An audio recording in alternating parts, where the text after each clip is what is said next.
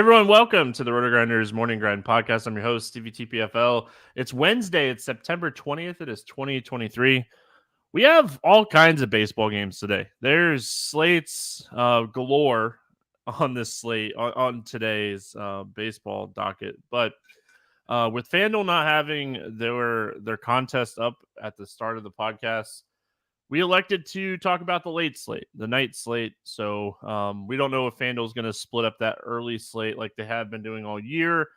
And I know the prize pools are a little bit bigger for the early slate. Our premium content here at RotoGrinders is going to be focused a lot on that early slate. So in true Stevie fashion, we're going to focus on the late slate, give you guys some information on this 4-game slate. I will say, it's really interesting slate, so I'm actually kind of pumped to talk about it because I think there is a lot of different ways to approach this slate, even for a 4-game slate. So joined today by Timothy Buell. You know him in the DFS streets as TastefulTides. Tim, what's happening, my friend?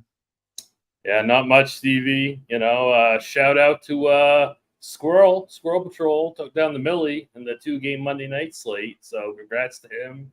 Awesome hit. Great content by him and Headshot before that game. If you watch their show, they talked about a lot of the great plays, and Squirrel banked the Millie. So congrats to him. Yeah, man, just absolutely keeps crushing. Just doing a fantastic job. I know I've seen him do a lot of content on these like smaller slates and like showdown slates and stuff, and he's just been absolutely crushing it.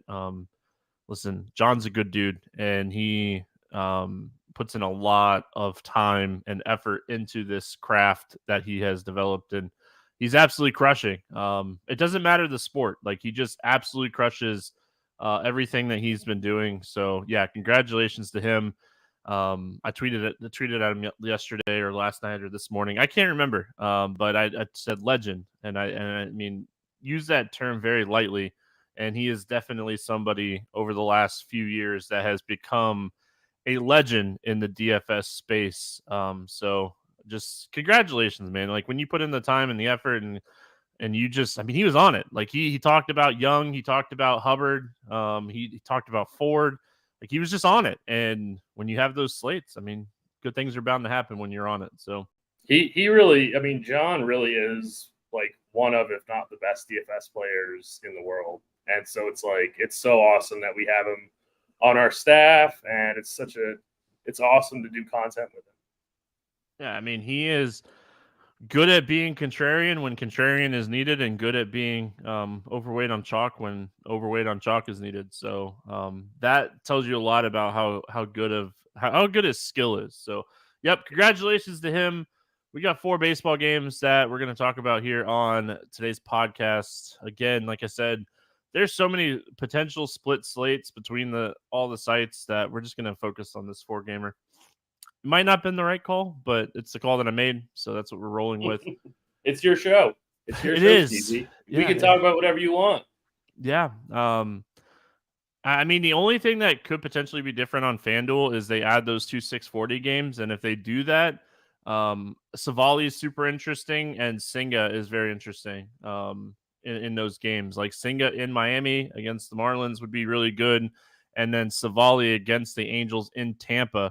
New ballpark coming for Tampa, from what I've seen and what I've heard, would be really cool. Yeah, they're locked into a new ballpark in St. Petersburg, right, Steve? Yep, downtown. Yep. So parking in downtown St. Petersburg is atrocious for anybody that's ever been down there. So that aspect of it, not awesome, but that ballpark, man, it looks like it's going to be fantastic. So let's talk baseball. 4 games. We start Blue Jays and Yankees, 7.5 total. Pick'em game. Gausman against King in this one. Let's start here with Kevin Gausman. You know, we have, I think, like 3 or 4 pitchers we can play even on the smaller slate, and I think Gausman's one of those pitchers. You know, this Yankees team is a very right-handed heavy offense, and they can't really get left-handed, which Gausman strikeouts on the year, 32% against righties, 29% against lefties, but his power numbers go way up against lefties. His fly ball rate goes up against lefties. His hard hit rate goes up.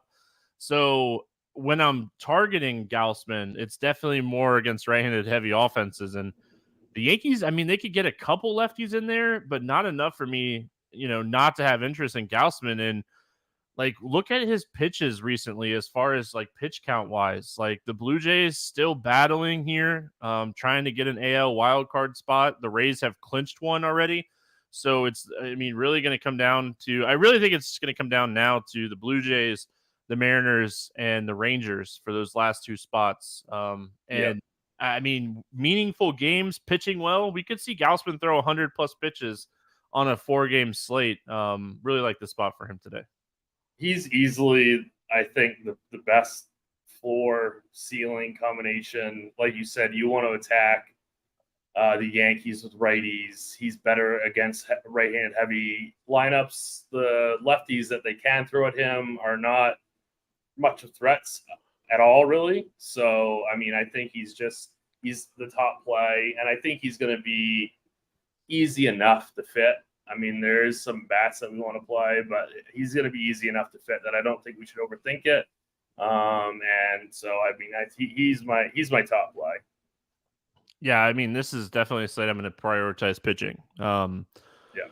And build the bats where I can build them. I mean, there's some spots where I definitely like the bats, but pitching is my 100% main focus. How I own do you think Gausman's going to be in, say, like the 121 single or like a $50 single or something like that? 60%, 70%, like in that range. It's just, I feel like a lot of people are going to prioritize. The only thing that like potentially keeps his ownership down here, Bobby Miller facing Detroit, Steele facing Pittsburgh. And like both of those matchups are really good. And they're both, I mean, $1,300 and $2,500 difference in price. So I could see, like, I think like one way to approach this slate is going like Steele Miller, not playing Gausman, getting a couple extra bats in your lineup. So maybe he ends up in like the 50 to 60 range instead of like the 60 to 70% range, just because, like, I mean, I do think Steele, we're going to talk about both these guys. Both these guys are in phenomenal spots. So crosswind at Wrigley, so that's not going to really affect the pitching much. So yeah, I mean, overall, I think Gausman's chalky. I think he's the highest owned pitcher on the slate, but it wouldn't shock me if Miller's the highest owned pitcher on the slate. Facing Detroit at home, cheaper. And Miller's a good pitcher. He's young, really talented young pitcher. I mean, the Dodgers are not playing for as much, and we'll talk about that. So, like, I worry ceiling pitch count wise is a lot lower for Miller than it is for, I mean, Steele and Gausman. Both of these teams, just a slate overview. Both of these teams need to keep winning games. So, I actually think. I don't know. I think Steele might be the highest owned, but I don't know. I mean, I could see him be. I mean, any of these top three guys. Like, we'll talk about the other two in a second. The other side of this game is Michael King. You know, we haven't seen King in the starter role very much. What is it? The last 4 or 5 games now. He's actually been pitching really solid. Got up to 87 pitches last time out. These are the types of guys that I love too, because I mean, these are audition spots. Like, he's auditioning for making the starting rotation next season. You know, he's trying to show like, hey, you know, you had me in the bullpen, but here I am. I've posted a 34% strikeout rate over the last month since you moved me to a starting role. And he did it against Boston. He did it against the Brewers. He pitched really well against Houston. Like, Toronto on paper, tough matchup. Toronto lineup overall, very right-handed. This dude has a 38.5% strikeout rate against righties since he moved to a starting role. I think King is super interesting at 5,900 today, because I feel like so many people are going to play Gausman in the same game, and people hate playing pitcher against pitcher. I think King at 5,900 is like that guy that you just are like, oh man, I can put this guy in there. I can play any bat I want, and my lineup's instantly different. Yeah, so I love the word that you used, auditioning. You know, that because that's absolutely right. Like, that's exactly what he's doing. They have gradually ramped up his pitch count, you know, over time, 10 more pitches, 10 more pitches, 10 more pitches, up to 87. Like, he's a full-blown starter now, and he's really excelled at it, and he's extremely cheap. He's got really good commands also, so he doesn't really hurt himself that much, which is great to see. That's awesome to see for $5,900. So I mean, I'm all aboard Michael King on the slate. Like, I have absolutely no issue getting to him. I would not, like, if he's going to be super chalky, maybe I wouldn't get, overweight. But if he's not going to be super chalky, like if he's only going to be like say 20%, I would be overweight Michael King on this slate. Yeah, I think it's just a way to be different on the slate. As far as the Toronto Bats, I mean, he has not really shown the fact that like he's going to get blown up yet. If I'm playing Toronto, it's probably a stack. But if you're playing Toronto and not playing King, you're probably not going to have a ton of salary to potentially fit in a Toronto stack. So, I mean, they're probably not a team I'm getting to today. I do think like one-offs and building like weird like 2-2-3 whatever type stacks very viable on a 4-game slate like this where you're prioritizing pitching so much. So if I am prioritizing bats here, Biggio is super interesting to me. Like King definitely giving up more power to lefties. And then like Schneider is a dude where he's going to hit the ball hard or strike out. And on a 4-game slate, I'm perfectly okay with trying to chase like that type of upside. And, Dalton Varsho is super cheap also at $2,900. Yeah, the thing that I would say about Toronto Bats really is how chalky is Michael King going to be? That's where like my decision really, solves itself.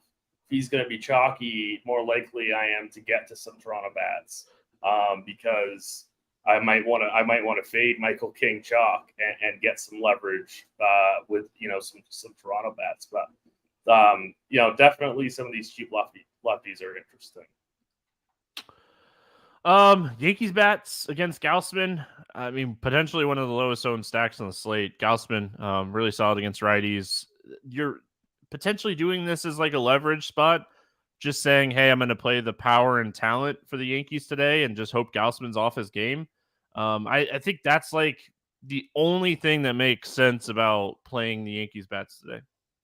I completely agree. It's just that's the ultimate leverage stack just to get different. It's going to be hard to get different on the slate.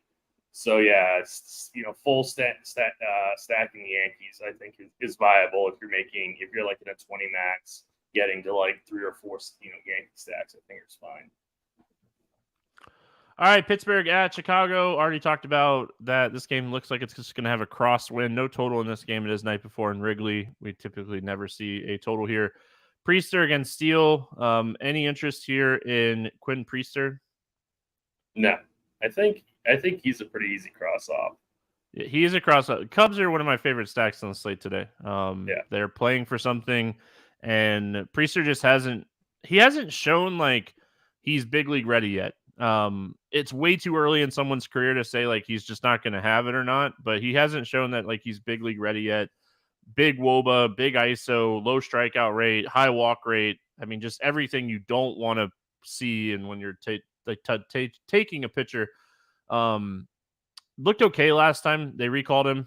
He got sent back down for about a month, but only threw 62 pitches. And I mean, I read some stuff that like he could potentially just be on like an innings limit, so you're going to get more bullpen in this game potentially. Oh, I didn't even see that. That's like for the rest of the season too. It's not even like I read a thing that said like he is not likely to throw more than 5 innings in a start. He's only 22 years old, which makes Pittsburgh's not playing for anything, so it makes perfectly good sense that they would limit his innings down the stretch here. So wouldn't shock me.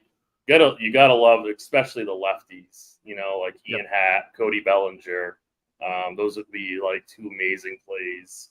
But even the righties are fine. I think you're right. I think this has got to be the top overall stack, really.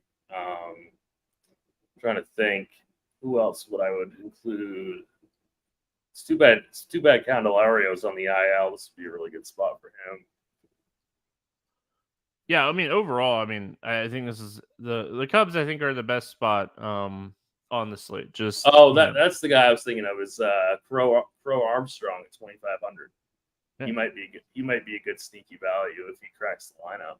I'm in. I mean, anybody that Yeah, cracks the lineup for the Cubs today, 2,500. I think he would be interesting. yeah, just trying to, potentially make my Cub stacks a little different. So looking for like a low owned piece to potentially pair with the Cubs or something along those lines. But yeah, I mean, anybody that cracks the lineup, his strikeout rate's so low. This team definitely going to benefit here. I think Bellinger's the top hitter on the slate. Kind of skipped over Steele and went to the bats. That's fine. It's a 4-game slate. We can My easily. bad. Oh, My it bad. was my fault too. Don't worry. Steele's in a fantastic spot. Like, this is a Pittsburgh team that has struggled with left-handed pitching all season. Justin Steele has been one of the best left-handed pitchers in baseball this season. Recently, a little bit of struggles, tough matchups, back-to-back starts against the same team. I'm willing to overlook that. I think this is an excellent bounce-back spot for Justin Steele today. Yeah, I think this. I mean, I don't really care that he's struggled last couple times like that. I'm totally willing to overlook that. The Pirates strike out almost 30% against left-handed pitchers. Like, this is just a really, really good matchup. So yeah, like, get to all the Steele. Again, a guy with great control. He's not going to hurt himself at all. Great job of keeping the ball on the ground. There's a lot to like about Justin Steele in this matchup. And I got to say, like, that's a pretty affordable price tag, under 10K, 9,900. That's why I think he might end up being actually more popular than Gausman. But I don't know. We'll see. But yeah, he's in a great spot. Oh, yeah. We kind of already talked about the Cubs bats. Any interest in the Pittsburgh bats here? No, they would be an easy cross off for me.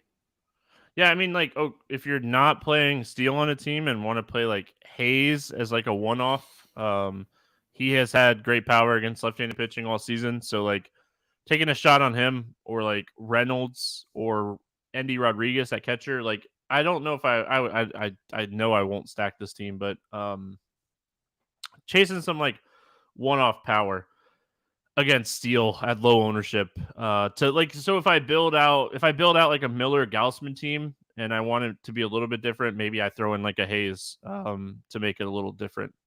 I mean, just chasing that power. Milwaukee at St. Louis, no total in this game. It sounds like it's going to be Hauser against Zach Thompson pitching for St. Louis today. So we'll roll with that. Any interest here in Hauser?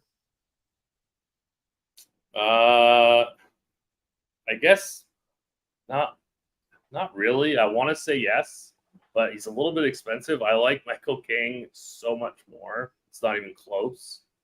This is a really, really bad matchup for strikeouts. Hauser's already a relatively low strikeout guy anyway, under 20%. So Ian King is cheaper. I think if you're like a 150 max player, I think he could be in your pool, but I don't want to get very much of him. Yeah, I think like if you're running 150 and you want to pivot a little off of King as like for a cheap, type of pitcher as like an SP2 here, that's where you would play Hauser in that like cheap SP2 type of role. But I mean, I don't love it. His pitch count is limited. If he gets in trouble, they are very fast to go to the bullpen. And they have that right. I mean, Milwaukee's bullpen, even through all the trades over the years, they're still top 5, top 3 bullpen in baseball. And that's one of the reasons that they've just been so good this year. So I don't hate it. I don't love it. We'll see how it kind of plays out here. Going to the other side, Zach Thompson, 6,200. He's had some decent starts. He pitched really well in certain spots. And like, Milwaukee is not the best team against left-handed pitching. They're not the worst team. They do have like a overall like good lineup against left-handed pitching. But like, the bats they just seem to be like ice cold. They had a decent game on Monday night. I think we'd be happy with them scoring 5 or 6 runs here. Just kind of how the slate is set up. I don't think I want to play Zach Thompson today. All those words to say that I don't think I want to play Zach Thompson today. See, he's my favorite pivot away from King, because I think King's going to be chalky, or at least somewhat chalky, somewhat popular. And so if I want to get off some of that King ownership, then I want to get to Thompson. Just because I think he has the ability to pay off that six. Like, I'd much rather play him over Hauser. Obviously, we all kind of agree that we don't want Priest there. So I think Thompson, just as like a pivot away from Michael King, he'd be my favorite guy to get away from King, just to mix up my player pool a little bit.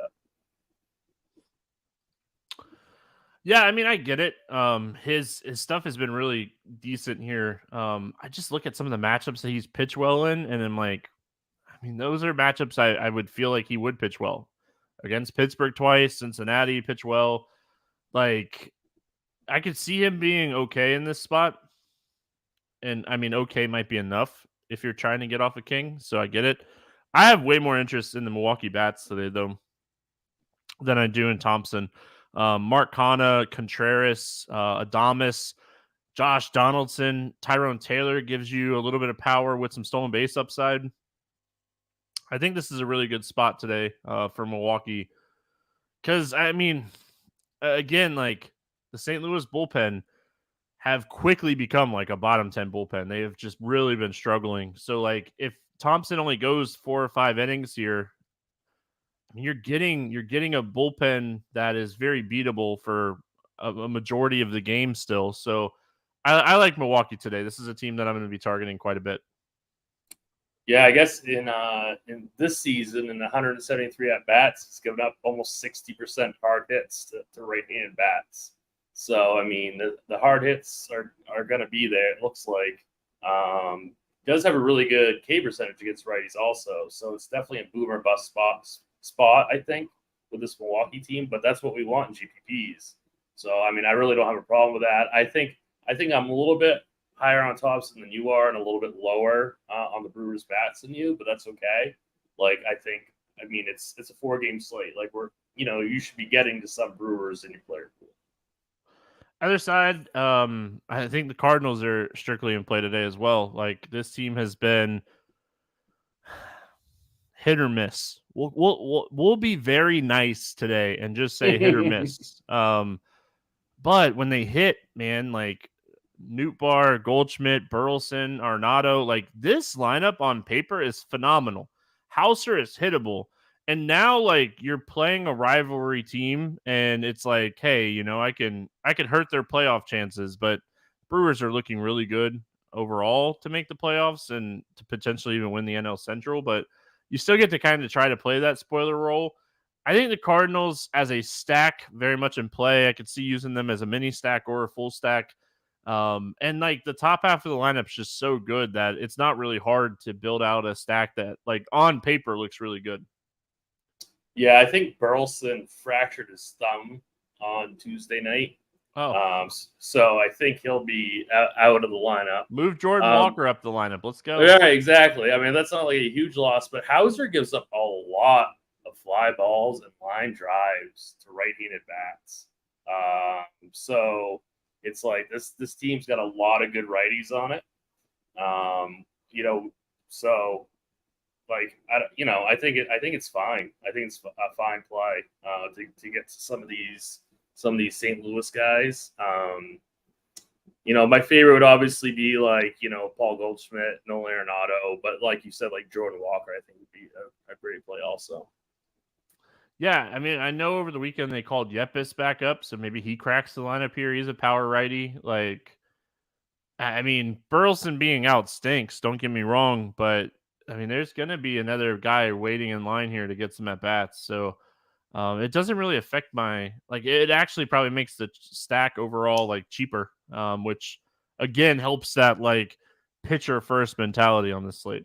Yeah, and I do need to correct myself. He actually gives up more fly balls to lefties, and my bad. I was looking at the wrong pitcher on Plate IQ, but yeah, a lot of fly balls to lefties, more hard hits to lefties also. So traditional splits, not reverse splits. That was my bad. Sorry about that. Low swinging strike rate, low whiff rate, low outside the zone rate.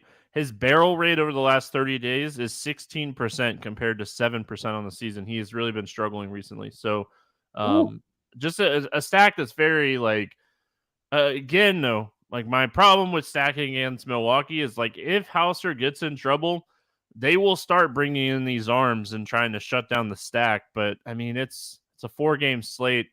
It's the third game of the series. I mean, maybe you get, and they played the weekend series, so, like, this is, like, 6 of 6 for them. So maybe you get the bad end of the bullpen and then just punting this game because they can. So, Richie Palacios, 2,500. That's a really, really strong value play on Wednesday. There you go. Load definitely be right in the middle of that lineup. All right, Detroit at Dodgers, where we finish up. We got Olsen against Miller, 8.5 total here. Dodgers at 250 favorites. Any interest here in Reese Olsen? I'd rather. Not really. I'd rather play Zach Thompson. I'd rather play Michael King, or I'd rather double pay up at pitching. This matchup is just not good. I know the Dodgers have already clinched, but they're still playing the regulars. It doesn't really matter. I don't really have that much interest. Yeah, I mean, Olsen just needs to learn how to locate a fastball. He does that. He's going to be a really solid pitcher. And, like, we see him have these games where he locates the fastball well. He has a very above average changeup. It's very good. It's a really good pitch. His curveball slider combination, very, very solid as well. If he can learn how to command a fastball, it's really good. And, like, they've given him he's thrown like 90 innings or something in the majors this year. So, like, they've given him enough time to, like, kind of develop this year. And I think that's what Detroit needs to do. They have a really young, talented team that in like 2 or 3 years are going to be really solid. I think Reese Olsen has a ton of potential in the future if he can command the fastball. This is a tough spot. I'm not playing him against the Dodgers. All that to say, I'm not playing him, but I do respect the, like, secondary stuff. Like I said, his changeup grades out as a really good changeup on multiple sites that I use. I think FanGraphs has it as like a 65 or 70. That's really, really good for a changeup. Other side of this game, Bobby Miller. I mean, this is the type of matchup you love if you're Bobby Miller.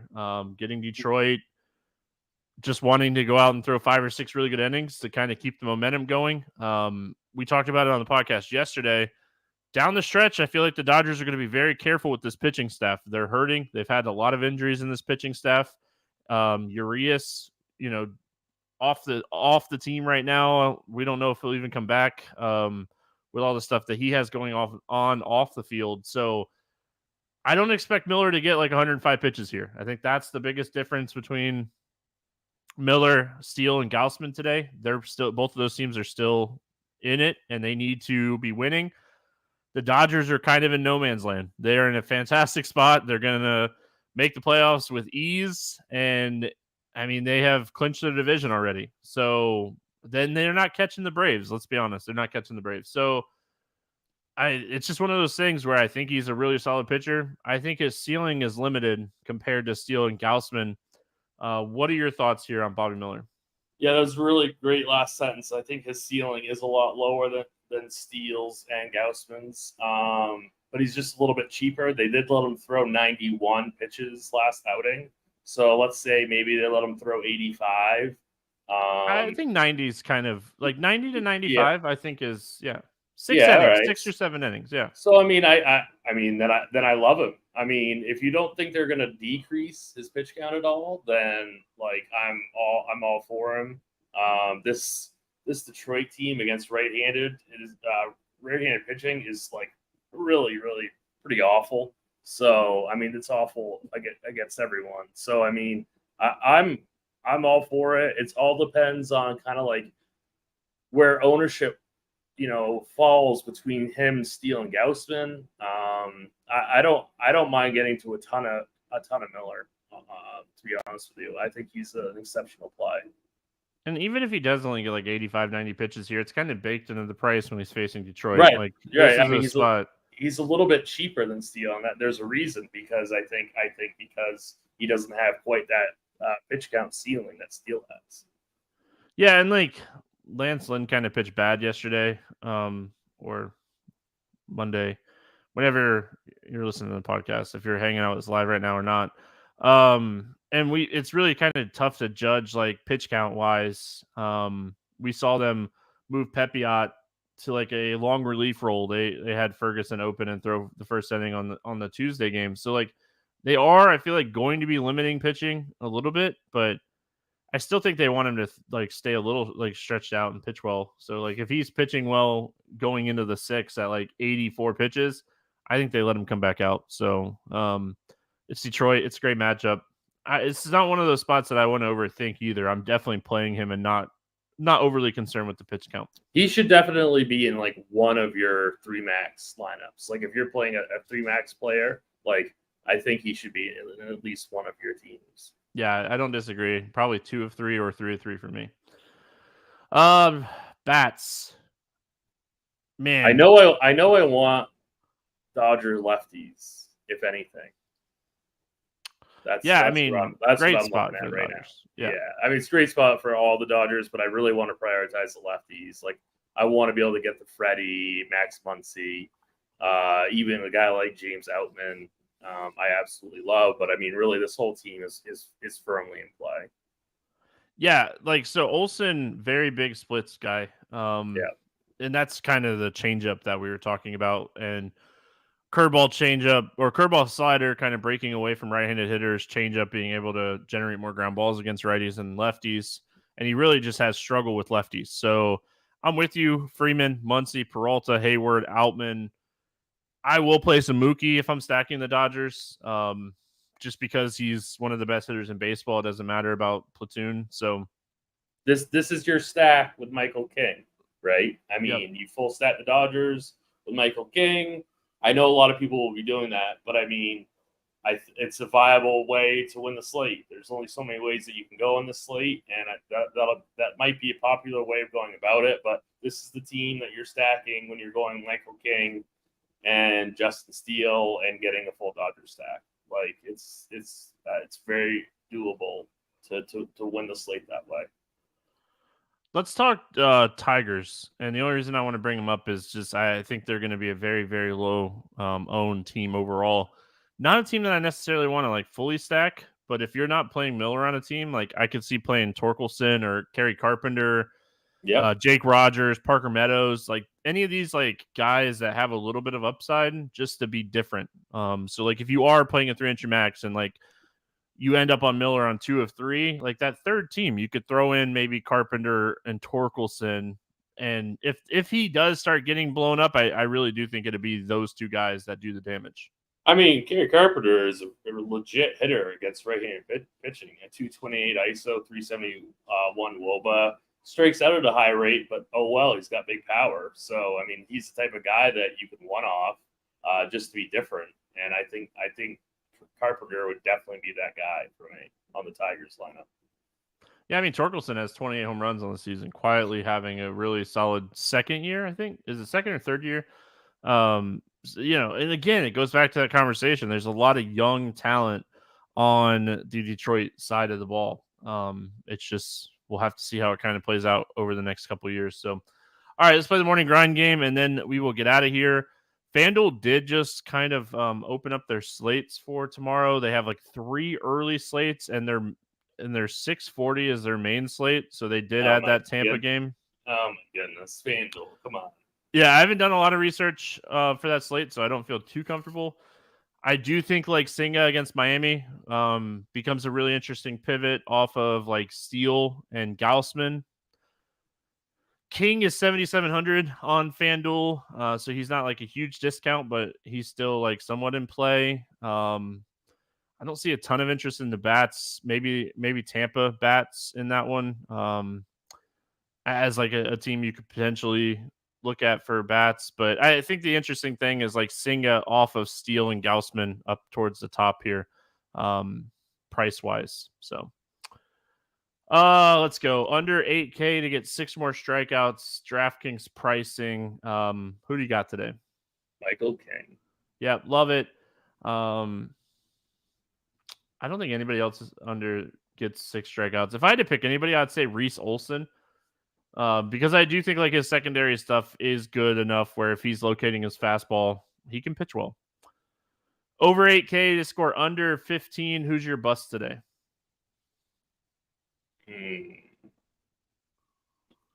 I guess it would have to be Bobby Miller.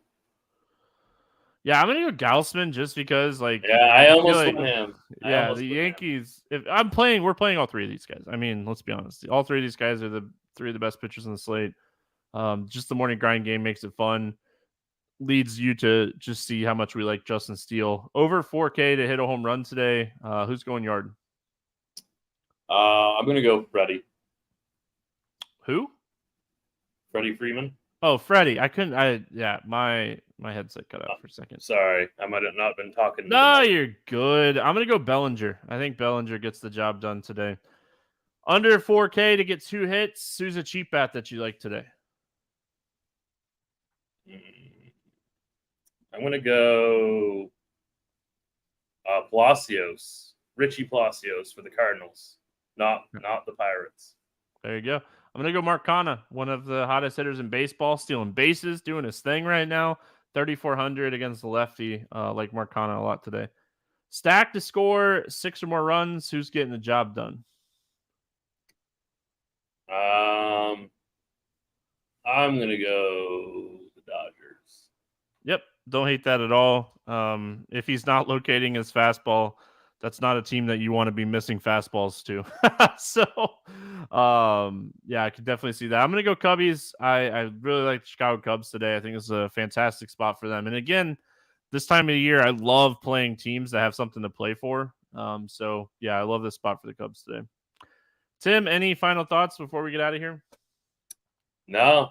Thanks for having me on, Stevie. And, everybody enjoy. We got baseball all day on Wednesday. So you can play all day. And then we've got Thursday. And then we got Thursday night football. That means I'm working all day tomorrow.